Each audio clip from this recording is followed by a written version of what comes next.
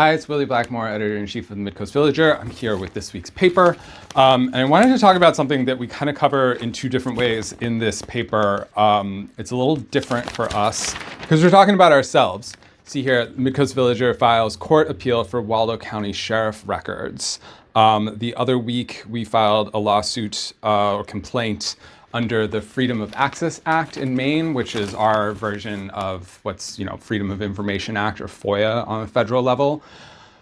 We made a request for a pretty routine reporting ask of the Sheriff's Department for what are called the service records or call logs, basically, for Devin Young, the suspect in the Sunshine Stewart murder case, for the family home in Frankfurt.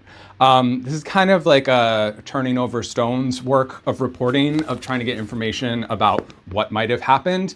It wasn't necessarily specifically for any kind of story, but our request was denied. We made a couple of hey, you guys should really give us this stuff because it's public records inquiries with them. They continued to deny. So we ended up taking them to court over it. This is something that I understand that some people in the community find a little bit off. It is part of doing journalism, and it's important for us on a couple of different levels. And I explained some of this in our second piece on this in this week's issue, which you'll find on the Voices page, a little thing in our From the Villager section that we do on occasion. Public records access is super, super important for media, as it's known as the Fourth Estate. Anything that government does, on written records, in emails, the work that police do, where they go, when they go, dash cam footage, body cam footage, it's all public record.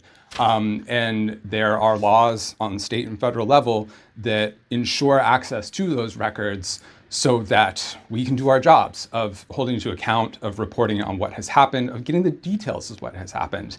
This is kind of a weird situation in that we're having to talk about it when this is very much just shoe leather journalism as done by, one of our most veteran reporters, Stephen Betts. And again, we don't know what's in these records, but it is our right and your right as the public for us to be able to see what's in them. Lawsuits take time, and this one may take a little while to sort of play out in the courts, but it's something we feel really strongly about. And so I wanted to kind of talk a little bit about it here. And there's plenty of ways that you can read about it in the paper. Bangor Daily News has covered it as well, and some other news outlets.